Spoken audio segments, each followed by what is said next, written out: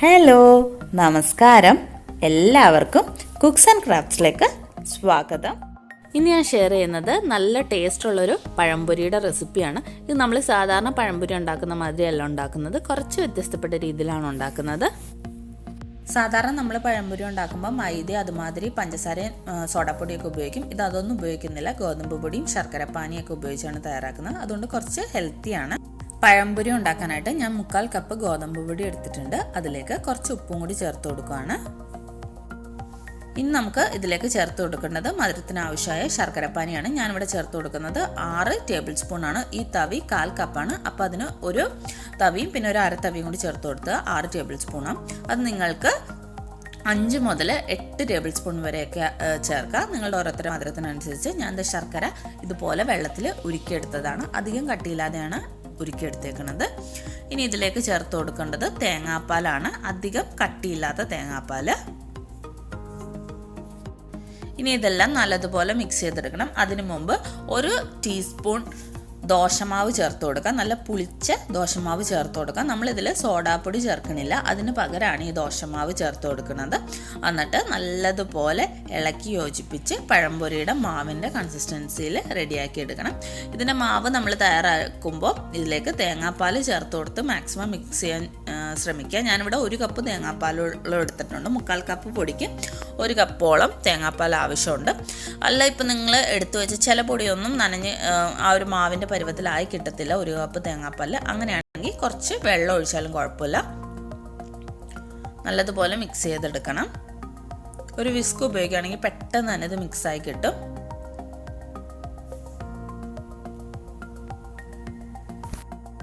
ഇപ്പം ഞാൻ ഇതിലേക്ക് 1 കപ്പ് തേങ്ങാപ്പാലും ചേർത്ത് കൊടുത്തിട്ടുണ്ട്.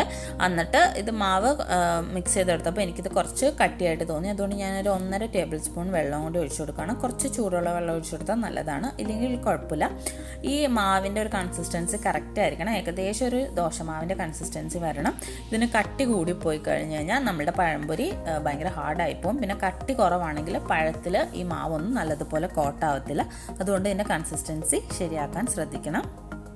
ഇനി ഞാൻ ഇതിലേക്ക് ഒരു ഫ്ലേവറിനായിട്ട് കുറച്ച് ഏലക്കപ്പൊടി ചേർത്ത് കൊടുക്കുകയാണ്. ഇത് ഓപ്ഷണലാണ്, നിർബന്ധമൊന്നുമില്ല ചേർക്കണമെന്ന്.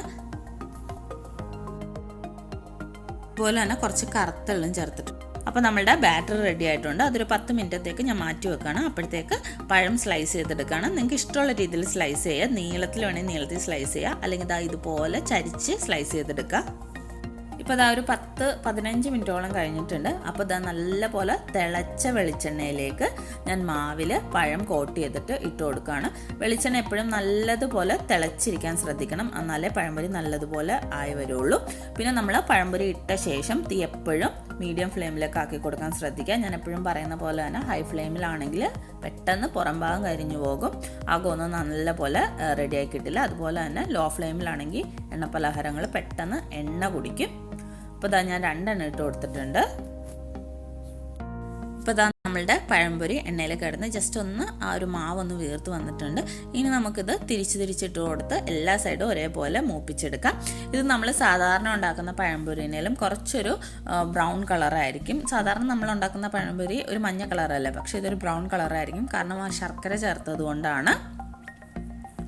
പിന്നെ നമ്മൾ പഴംപൊരിയൊക്കെ ഉണ്ടാക്കുമ്പോൾ എപ്പോഴും നല്ല തിളച്ച എണ്ണയിലേക്ക് ഇട്ട് കൊടുക്കാൻ ശ്രദ്ധിക്കണം, അല്ലെങ്കിൽ ഇത് നല്ല രീതിയിൽ പൊങ്ങി വരത്തില്ല, ഒരു കല്ലച്ച് പോകും ആ മാവ്. അപ്പോൾ കഴിക്കാൻ ഒരു രസം ഉണ്ടാവില്ല. നല്ല പുറം ക്രിസ്പിയും അകം നല്ല സോഫ്റ്റുമായിട്ട് കിട്ടണമെങ്കിൽ നല്ല തിളച്ച എണ്ണയിലേക്ക് തന്നെ ഇട്ട് കൊടുക്കാൻ ശ്രദ്ധിക്കണം. പിന്നെ മാവിൻ്റെ കൺസിസ്റ്റൻസിയും കറക്റ്റ് ആയിരിക്കണം. ശരിക്കും നമ്മൾ ഈ പഴംപൊരി എണ്ണയിൽ വറുത്തെടുക്കുമ്പോൾ ഉണ്ണിയപ്പം അതുമാതിരി നെയ്യപ്പം ഒക്കെ വറുത്തെടുക്കുന്ന ആ ഒരു മണം വരും. അപ്പോൾ ഉണ്ണിയപ്പമൊക്കെ ഇഷ്ടപ്പെടുന്നവർക്ക് ഇത് ഉറപ്പായിട്ടും ഇഷ്ടപ്പെടും. പിന്നെ കുഞ്ഞു പിള്ളേർക്കൊക്കെ കൊടുക്കാൻ നല്ലതാണ്, കാരണം നമ്മളിതിൽ സോഡാപ്പൊടി അതുമാതിരി മൈദയും പഞ്ചസാര ഒന്നും ഉപയോഗിക്കുന്നില്ല. ഇതൊന്നും നമ്മുടെ ഹെൽത്തിന് അത്ര നല്ലതല്ല. പിന്നെ നമ്മൾ എണ്ണയിൽ വറുത്തെടുക്കുന്നുണ്ട്, അത് മാത്രമേ ഉള്ളൂ ഇതിൽ. അതുകൊണ്ട് അത്ര ഹെൽത്തി അല്ല, എന്നാലും സാധാരണ പഴംപൊരി അപേക്ഷിച്ച് ഇത് കുറച്ച് ഹെൽത്തിയാണ്.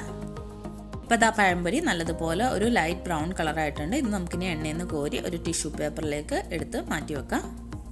അപ്പോൾ നമുക്ക് ബാക്കിയെല്ലാം ഇതുപോലെ തന്നെ ചുട്ടെടുക്കാം. തീ എപ്പോഴും മീഡിയം ഫ്ലെയിമിൽ വെക്കാൻ ശ്രദ്ധിക്കുക, അല്ലെങ്കിൽ പുറം ഭാഗം പെട്ടെന്ന് കരിഞ്ഞു പോകും.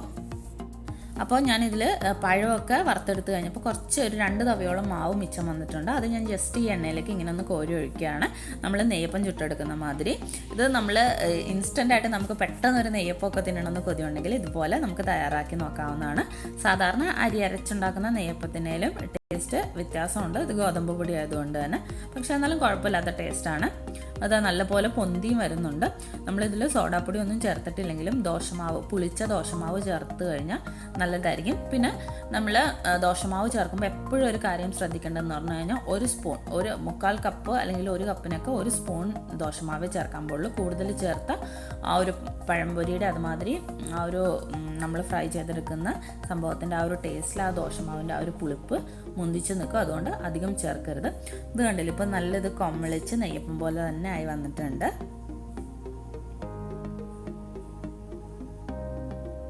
ഇതും 2 സൈഡും നല്ലപോലെ മൂത്ത് കിട്ടും വരെ എണ്ണയിൽ ഇങ്ങനെ ഫ്രൈ ചെയ്തെടുക്കാം.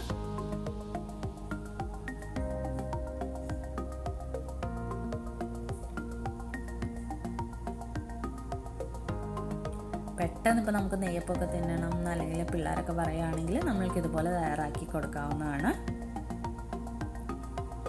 സാധാരണ നമ്മൾ അരി അരച്ച് കുതിർത്ത് ആ ഒരു സമയം, ഒരു നെയ്യപ്പം ഉണ്ടാക്കണമെങ്കിൽ ഏറ്റവും കുറഞ്ഞത് ഒരു 12 മണിക്കൂർ അങ്ങനെ ആ ഒരു പ്രോസസ്സ് വേണം.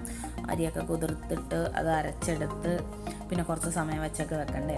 അപ്പോൾ ഇത് നമുക്ക് ആ ഒരു ജസ്റ്റ് ഒരു തട്ടിക്കൂട്ടായിട്ട് നമുക്ക് ഉണ്ടാക്കിയെടുക്കാവുന്നതാണ്. പിന്നെ ഇത് ഈ പഴംപൊരി ആണെങ്കിലും കഴിക്കാൻ നല്ല ടേസ്റ്റാണ്. ആ ഒരു തേങ്ങാപ്പാലും ഏലക്കാപ്പൊടി അതുമാതിരി ശർക്കരയുടെയൊക്കെ ഒരു ടേസ്റ്റ് വരുമ്പോൾ നല്ല രസമാണ് കഴിക്കാൻ.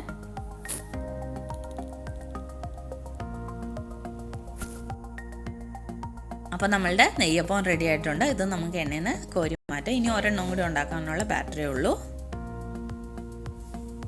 അപ്പോൾ നിങ്ങളെല്ലാവരും ട്രൈ ചെയ്ത് നോക്കുക ഈ വ്യത്യസ്തമായ രുചിയിലുള്ള ഈ പഴംപൊരി. ഇത് കുറച്ച് ഞാൻ പറഞ്ഞ മാതിരി തന്നെ കുറച്ച് ഹെൽത്തിയാണ്. ട്രൈ ചെയ്ത് നോക്കിയിട്ട് നിങ്ങളുടെ ഫീഡ്ബാക്ക്സ് അറിയിക്കുക. അതുപോലെ തന്നെ ഇഷ്ടപ്പെടുകയാണെങ്കിൽ ഫ്രണ്ട്സ് റിലേറ്റീവ്സൊക്കെ ആയിട്ട് വീഡിയോ ഒന്ന് ഷെയർ ചെയ്ത് കൊടുക്കുക. പിന്നെ എന്നെ ഒന്ന് സപ്പോർട്ട് ചെയ്യാനായിട്ട് ചാനലൊന്ന് സബ്സ്ക്രൈബ് ചെയ്യാനും അതുപോലെ തന്നെ നോട്ടിഫിക്കേഷൻ്റെ ബെല്ലൈക്കൺ എനേബിൾ ചെയ്യാനും മറക്കരുത്. താങ്ക്